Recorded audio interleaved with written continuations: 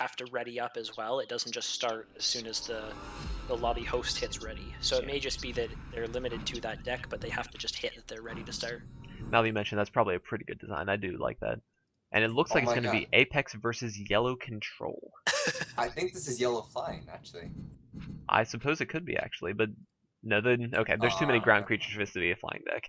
Man, you got my hopes up for nothing, Cappuccino. I saw a Desert Twister. Come on. No one runs that in yellow control. That's strictly flying. What's he doing? Well, I always used to run in my Yellow Control, and I also happened to run Shara. Um, so that was always a fun one. You know, they think their big creature's nice and safe, and they just teleport it right next to Shara. So that's always a fun one to me. Alright, but let's see what we've got. So it looks like Gravekeeper does have a pretty good farmer to start out with, either with the Windstorm Charger or the Kalium's Follower. Both pretty good to start out. And looks like 2 is going to be doing alright as well. He has one early Gemsoak Fairy, and it doesn't look like Gravekeeper has a way to deal with that right now. So Yeah, between these two decks, what has the better matchup? I think both of these players drew very, very well. Gemsoak Fairy and Lore Thief is exactly what you want as 2 of your 3 cards in opening up, especially with the Explore card, because he sets up his Lore Thief to be collecting and his Gemsoak to be in front, and it's likely to flip, so he's going to set up to be double collecting, which is really strong. I think historically, or I think Yellow Control should be favored because it's a blue-green fairies list. It's a bit slower. If this was mono-blue, it would be too fast for the yellow player, I think, but with it being blue-green, depending on how many or how heavy he is into green, I think Yellow Control is going to be favored. We'll have to see if Gravekeeper is running that surprise choking sand to counter some of these early cards as well. Absolutely. It looks like 2 is, what do we want to call him? 2, 512? Come on. What do you guys think? I'm just going to call him 2. Um, so, do you think Alright, he's going sounds to good. go ahead and play down these fairies here, or is he going to wait until he can play a third lake? I think you play safe every time. You just play 1 in Lore Thief. Okay. Alright, and so Does we're hit not very going to see nicely. any tragedy for the fairies so far. It looks like he is actually going to get a buff off of this, so great to see this fairies deck isn't just going to get completely shafted by, lack of drawing events and that sort of thing like we've seen in the past.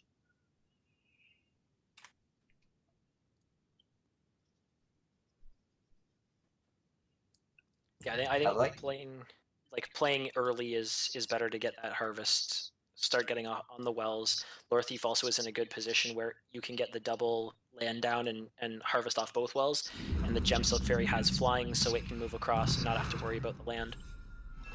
You have definitely great placement here, and he's going to be able to take pretty good control of the Fairy Wells from it. Aurora's creation makes me think he's running Apex, especially with Feed of the Forest, or Feed the Forest.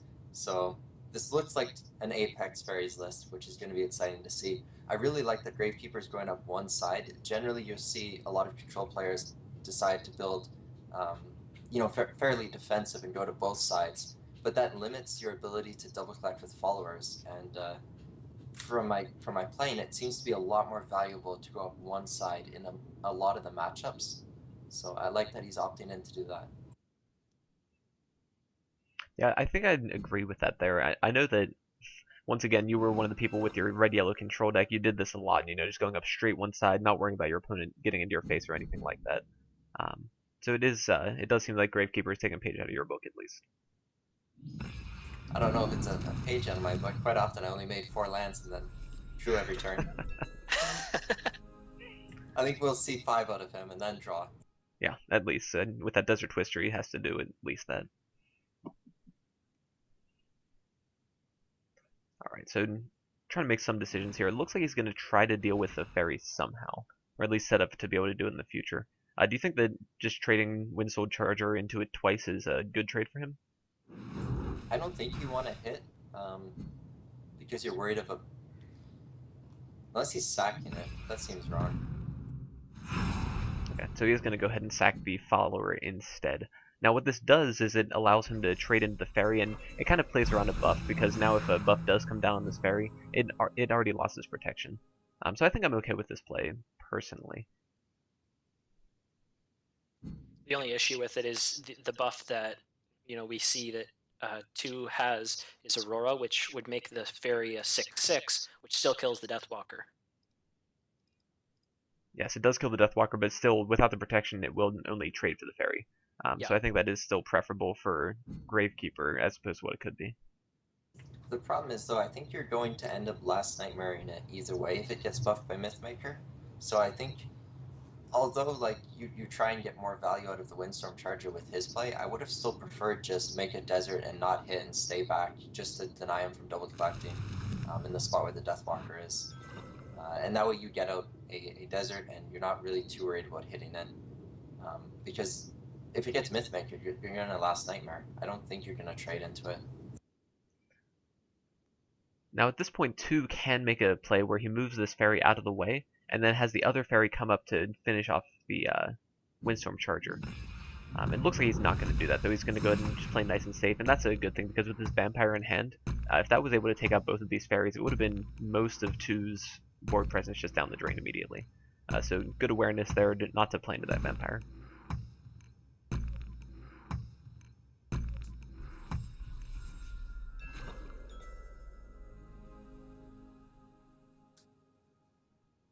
Yeah, Gravekeeper's in a spot where that Vampire really could get value on the left side there, but he's nowhere near being able to have the proper land placement to do it. Aurora's creation is going to end up getting insane value, I imagine, here, because I think he's going to step up the Deathwalker, make it... Oh, he's going for double Prairie. I think he might Soul Step up the Deathwalker and play the Defender behind, and if he does that, he's at risk to Mythmaker from creation, which looks like it's going to get played. Yeah, this creation is probably something that didn't quite go through his head, because he's not even sure what kind of blue-green list this is. Obviously, we know that it's probably an Apex list with that Aurora's creation in there, but not knowing that, I can't really fault Gravekeeper for making this play. At the same time, even just a buff would be enough for this Gemsoak to trade into the Deathwalker, so maybe it is a bit more suspect. Yeah, normally when you see Mythmaker come down, you're happy, you're like, okay, now I don't have to play around it, but when it's still on the board, you're at risk of creation always. I'm a little surprised he's hesitant on making the play. Maybe he's just deciding what his follow-up is going to be. Alright, and we do indeed see the Aurora, and this just goes to show that Aurora at 5 Theria is still a very strong play a lot of the time. Yeah, Aurora combined with Blue Fairy has been historically one of the strongest combos in the game. Only close combo to that was Queen's Favorite in Mythmaker, which was also very depressing to see. Yeah, that doesn't quite have the mobility that this one does, though, I guess. Right, we are going to see the Last Nightmare come down on the 6/6, but this looks like 2 is going to continue to snowball in this matchup then. And I think this blue-green deck probably snowballs even a little bit harder than the yellow control deck does, just because of things like this Apex Predator. Which unfortunately 2 does draw at this point, right after his big creature was removed. He does still have the option of playing the Living Willow and the Gabriel Enchantment into the Apex Predator, but he can't really get too aggressive at this point with it. Do you think it's still worth playing? I think what we might see is Living Willow come down, Enchantment, Apex on the Living Willow that's now a 7/7, and then maybe even a feed on the Living Willow to search for another Apex. Because we've seen multiple Last Nightmares come down, it's unlikely he has them. You just want to get Apex down as big as you can and just threaten to end the game. Yeah, it's been 2 Last Nightmares and 1 Deathwalker now. So Gravekeeper is running out of options to clear those Apex Predators if they are able to get really big on the board. I'm a little sad to see him not use the enchantment to cycle and to make a bigger Apex, but I guess when you're running Sturdy Shells, he wanted to get value out of that. A lot of times against these mono yellow decks and that sort of thing, though, you kind of have to assume that they have Last Nightmare, especially if you haven't seen too many of them yet. So going all in on one big Predator is probably not the direction he wants to go either.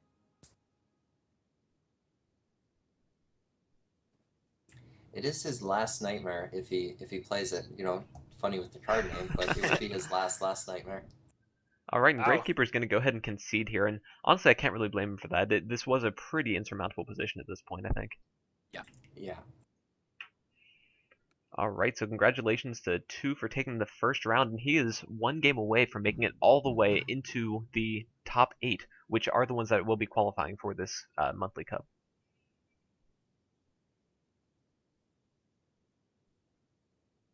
I'm impressed with the amount of players we're seeing that are bringing fairies with Apex Predator, because one of the lists that was starting to get popular on the ladder was without fairies, and now suddenly everyone's running fairies with it. So I'm a little bit surprised because it's a bit more vulnerable to red, it's a bit more vulnerable to yellow control.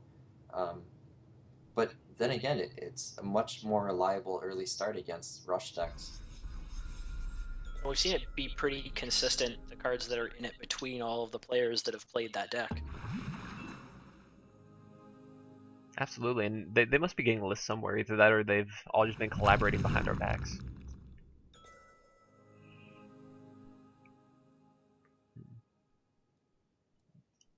Alright, but anyway, in this game here, so we do see the Gravekeeper pick this mono red deck that we've been seeing as the kind of go-to to counter these fairies lists. So once again, we do see Gemsoak Fairy and Lore Thief. So if this Lore Thief misses on an event, it's going to be fantastic for Gravekeeper. So he's definitely crossing his fingers right now and hoping for that, but it's not going to be the case. The second ground shaker is a really nice, nice thing to see. Absolutely, he definitely can't be complaining about that one. Still going to play the first one. It'll deny his opponent one Favoria this next turn, and still threaten the ground shaker follow-up on the following turn as well. Do you think the ground shaker just to kill the blue fairy is going to be enough value, or is he going to wait to try to get more creatures in it? I think I would have preferred if he did a standard start to both sides of his orb so he could more reliably collect with Ground Shaker without having to make too many lands, but I think for sure you Ground Shaker here. You don't want to let the fairy double collect. Oh. Ooh. And that Flame Spitter is actually a great draw here. I think the Flame Yeah. Spitter is going to be the way to go instead. Yeah. Oh. Or possibly not. Gravekeeper Wow. is going to go ahead with the Ground Shaker. What do you guys think the reasoning is there? Does he just want the big defensive creatures, or any thoughts? He's not really under any pressure, and like he's not going to be for quite a while. So I would probably have saved the ground shaker even just to be a more aggressive placement later in the game. Flame Spitter seems like a really good target. This list doesn't have anything that would deal 2 damage to kill it, so I'm not really sure what the play there would be. Yeah, it sets up reliable, beefy creatures on both sides, so the opponent doesn't really have a safe side to go to, as if maybe the 2/2 was down. But then again, if you don't play the Ground Shaker, it kind of baits your opponent into dropping fairies because he's already seen a Ground Shaker and you'd have a Ground Shaker to follow up to kill fairies. So I'm a bit surprised to see the second one come down. You know, and now we see 2 fairies come down, which both miss. So ground shaker here would clear everything and put 2 really far behind out of this game. Yeah, and we see the second Flame Spitter come into the hand, though. So I think we should probably see the first Flame Spitter come down on the green fairy, be my guess. Yeah, I think the Yeah, I green agree. one's the better one to clear. At the same time, it It's a is bit also a little bit... scarier with Mythmaker though with the blue fairy. So maybe he just wants to play around Mythmaker a bit more. Alright, he does go ahead and take out the blue fairy. One other thing I was going to mention is it's a bit harder for this green fairy to go in and collect good well, as opposed to the blue fairy being able to come up into the prime positions to threaten double collect in the following turn. So this green fairy can't really do that. But we'll see if what he'll choose to do. He'll probably play defensively with this fairy, go back and collect, and try to just, well... He might feel like he has to go all in though, and just Mythmaker the fairy to kill the ground shaker on the left that's threatening to double collect. Yeah, and that's the other play I was considering as well. Obviously that plays into a ground shaker, but what are the odds he has the third ground shaker here? Yeah, I think maybe to be safe, you'll sturdy shell and then forest feed the forest on it to do like a one fairy a ritual, and then see what you get off that. Or sorry, that'd be a 2 fairy a ritual. Okay. So not dissimilar to a Soul Pact, and it gets you a random card. Yeah, the only problem with that play is that he's got to play another forest to get the feed the forest available. So it limits the options further down the line if he draws something else. So does decide for the Aurora play. So it's interesting that he has the third lake there. He's kind of showing the Aurora's creation. I feel like I would have preferred to play the forest there because I think it's more likely you're holding a feed the forest and an Aurora's creation in most lists. But he probably did want to get the Aurora up to be able to gather as well, so it's kind of an interesting balancing act there. Yeah, and I think almost certainly we're going to see Flame Spitter in Ciphers. He might just be debating whether he wants to mountain or double land right now. mountain in the northwest for the Flame Spitter, or whether to just double land so the Ground Shaker can move up to double collect. And I think that opening up that avenue on the right side would probably be the direction that I chose, just to get something in and kind of force your opponent to take some lands too. Otherwise, you're going to get that prime spot next to the well near your opponent's face. It looks like Gravekeeper does choose that, and he is going to go ahead and play down the Cypher's Wrath as well, just denying 2 as much as he possibly can. Yeah, I like this. If it's not denied, I assume he's running 3 Axe Grinders in his deck, so we're likely to start seeing those eventually. And having that aggressive mountain to trigger it is going to be very impactful. And a Living Willow draw here isn't going to be what 2 is looking for. Oh, and there's actually a Bloodsinger in Gravekeeper's hand. Is that Very a common nice. thing in this sort of list? It's not common in red control, but some people like to add them in just to have a way of winning the mirror match against red, because having that slight amount of burn just carries over. So I don't know. I'm a bit surprised to see it, but since Flame Burst can go face, maybe it's more impactful in the red mirror than I'm used to. Definitely some interesting technology coming out of these players here. Looks like the Living Will is going to come down, followed up by Feed the Forest. And we'll see what he ends up drawing into to figure out what he's going to play this turn. Earthcraft, probably not what he was looking for, unfortunately. This is going to be very scary for 2 though, because, or sorry, for Gravekeeper. When the Apex comes down, it's not very common for red control nowadays to be running Lord of Terror, and it's very hard to kill Apex as they slowly build up to being those like 12-12s, the 15-15. It's going to start stacking up quick if he can manage to draw into another. Well, he Yeah, actually has the Aurora's Creation in hand, so he does have a second one he'll be able to bring down. he has 2 creations as well. He could play both. I think Like what I the would like to following see turn. is the first one come down offensively, and then the second one come down on the lake. Yeah, as long as you can get 1 down. I probably would play the weaker one defense. Oh, he actually goes both more aggressive. Yeah, both offensive, and I'm it looks like he's just threatening lethal at this point. So honestly, I'm really kind of a fan of this play, not playing one any too far back or anything like that, because Gravekeeper does have to deal with one of these just to make sure he stays alive.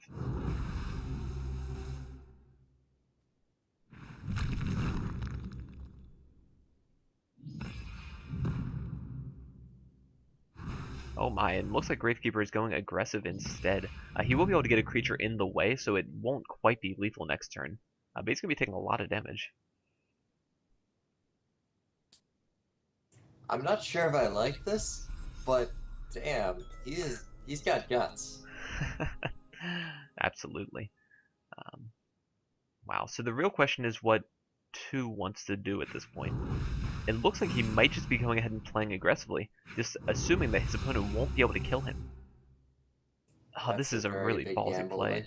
Wow. When Bloodsinger gets shown, you can almost assume for sure they're running Flame Burst and Ciphers, because Bloodsinger is a tell that he's playing some burn. And it looks like it might So come down to this right here. So if he draws the event, he doesn't draw the event. So that's he's gonna go. game. He's gonna. GG. Wow. Oh, so the red deck managing to That's barely fun triumph too. over this Apex list. Wow. Okay, so we're at 1-1. Very Gravekeeper nice. versus 2. So what do you guys think that 2 is gonna have in store for this then? Because he's got to have one more counter deck for this red deck. I'm not sure, because normally you bring the Apex deck as a counter deck to control. Now, granted, he's running fairies, which is kind of weaker towards red, but normally this is your anti-control deck. So um, maybe he'll just have a control deck of his own, and maybe it'll be like a 50-50 matchup. Maybe we'll see red control or something out of him. It's pretty possible. Scorch, what's your thoughts? Yeah, that's probably the most likely that we see a mirror matchup, and you just hope that you get the right trades at the right time. Okay. Well, we'll see if the players agree with you here. We'll be able to see what 2 is picking in order to go into this game 3. Now, once again, if you're just joining in, these guys are playing for the qualifier to the Favria Monthly Cup. So whoever wins this last game here will be a qualified member of that tournament, which has a $3,000 prize pool. It looks like 2 definitely thinking over his options, trying to decide what he wants to take against this red deck. I imagine if he has a blue deck and a yellow control deck, it would be a very hard choice between those two decks because, well, actually, he's already ran blue and his green blue, so it's probably not blue. Maybe if he has yellow control and red control, he'd be deciding between those two. And I think you'd just go for the 50-50 with red control. Alright, and we'll see what he does end up selecting here then. Alright, and we are in game. It looks like it's going to be yellow control versus red control. And it looks like this is more of a burn list. We see the Grimguard in hand right now.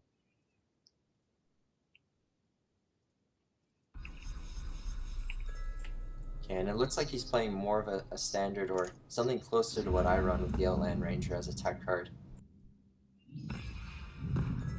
Alright.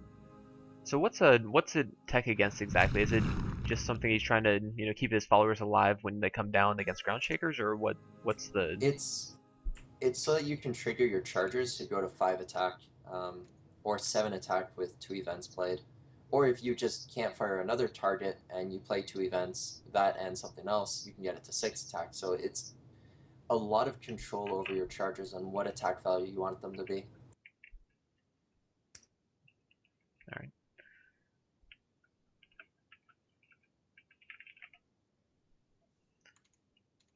Alright.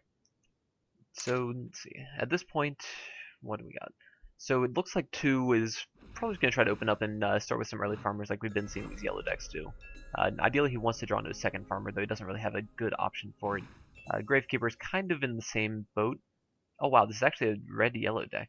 Did we Wow. see any yellow last game? No, I don't- because Gravekeeper has that red or yellow control deck, keep in mind. So Gravekeeper is forfeiting the fact that he can get Last Nightmares, forfeiting, I think, Chokings, and he's just running Scourge Flames as another way of burn if he ever needs it. Wow, that's crazy. I did not see that coming, to say the least. So 2 is definitely going to be taken by surprise if he starts seeing these Scourge Flames come down. I think this heavily favors 2, though. I think 2 should be able to win this more often than not with the type of deck Gravekeeper's running. As long as 2 can just get on the board, a lot of his cards are going to uptrade.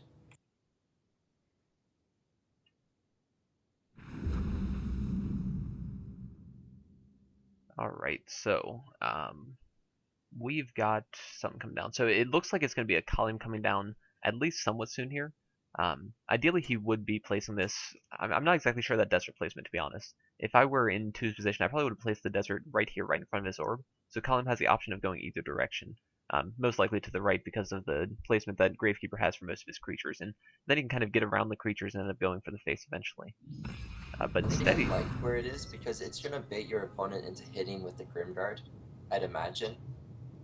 If it doesn't, you still have a way of finishing it off with the Soul Drain. Or with Vampire if you come into a Soul Pact. I don't know if he's still running one Soul Pact or not. alright, I the think I probably Grimguard. would have liked, like Crow was explaining, like a different placement for it, just because red has the tools, fire bombs, and obviously bomb slinger is less likely in a burn deck, but it has those tools that would have killed Kaleem. Yep, he was going to go ahead and use the Soul Drain to take out the Grimguard, though luckily there was no Bomb Slinger in range or no Firebomb or anything like that to be able to deal with Kaleem. I think you might also campfire Kaleem here, just so that it can one-shot the 2/4. And I think you do it preemptively as well to get outside of Firebomb range. I think I agree with that.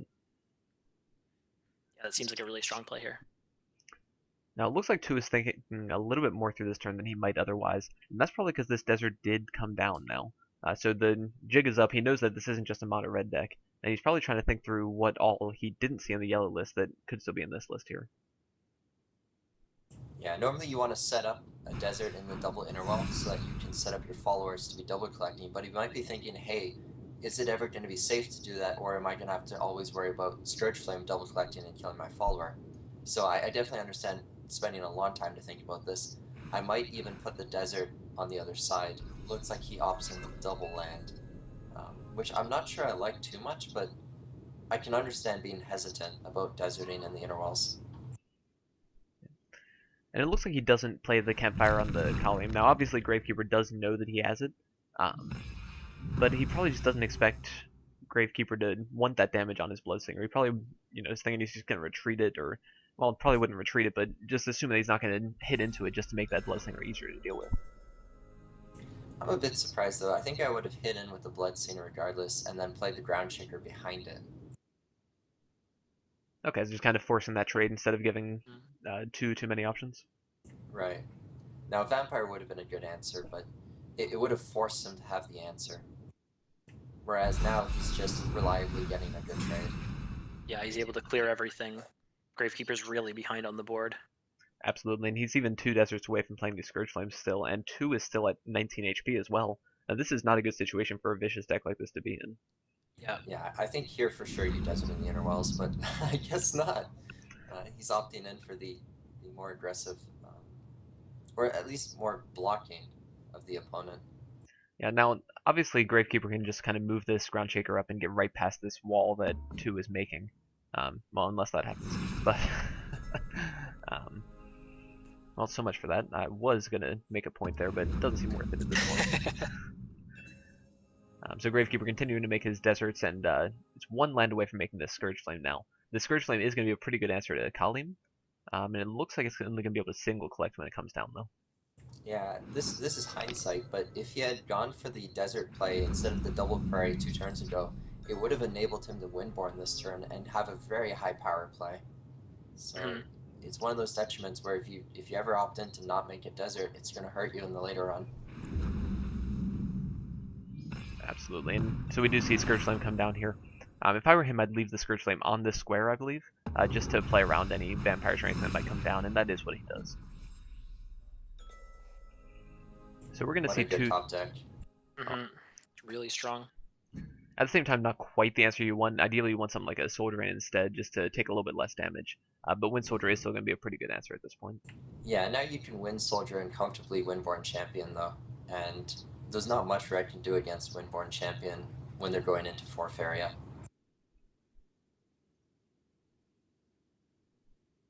Alright, so what can Red do against Windborn Champion? So obviously we've seen things like a Firebomb, but this being a Vicious list, do you think he's running that sort of thing? And I think we've seen the Flame Burst, but not Firebombs yet. Yeah, I wouldn't expect Firebombs to be in this list. I think one of his better options is just Cypher's Fodder and then Groundshaker follow-up. Because that would deal 4 damage from trading and then the 1 damage pain from Groundshaker. Okay. I actually really like, since Cypher's Fodder got the buff up to 3 health, really like it now, especially against yellow, because before Soul Drain was able to kill it and they wouldn't take the last words damage, basically because they would drain that 2 life as well. Now being at a 4-3, I think it's a lot stronger. What do you guys think of his placement? I would have liked to have seen it fly all the way to the bottom right well from spawning it where he spawned it. I think I'm honestly not entirely too sure, so I don't really like it down at the bottom right well, just because he is kind of worried about Bomb Slinger and that sort of thing too. He wants to keep it away from his opponent's lands as much as he can. Well, the opponent wouldn't have been able to Bomb Slinger that turn, because if he creates a mountain, he's only on 4th area. So he would have been safe from, I think, quite a lot of plays. Maybe Grimguard's the only risky thing, but Grimguard you can trade into very efficiently. Yeah. There's not a lot of things that deal well with the 5/5, so I don't think it was in too bad of a position no matter where you put it. Alright. Okay. And Gravekeeper does have the Cypher's Fodder come down, so that answer you're talking about, Cypher's Fodder into Groundshaker, seems like it might be the one to have it at this point. Yeah, even if he's not able to get up to the Feria for whatever reason, he has the Flame Spitter as well, which also deals with it.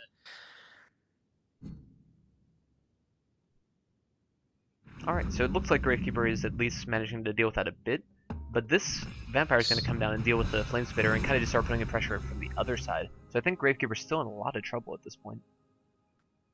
Yeah, certainly. Well, at the same time, this Groundshaker will be able to trade pretty effectively with the Shaden Vampire, assuming it doesn't get Last Nightmare, though. Yeah, we can see that in hand that 2 has the Last Nightmare. Oh, and actually it's going to be nowhere near the Shaden Vampire. So he's planning on using the Flame Spitter and Firebomb then to deal with the Shaden Vampire instead.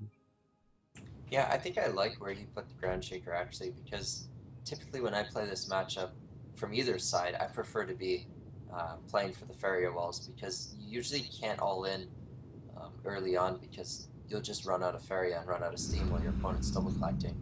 So trying to play this for the farm game seems like the right way to play it to me. Right. Now, unfortunately, he has the last nightmare, so regardless of where he put it, it's getting punished. But Yep, so it's the last nightmare. He's going to have this Column's follower going back and forth. Well, not anymore. Cypher's Wrath is going to put a damper to that pretty quickly. Okay, instead choosing the Flame Spitter just to open up a little bit more favor and hopefully be able to play this Cypher's Wrath and Firebomb on the Vampire before it hits his face.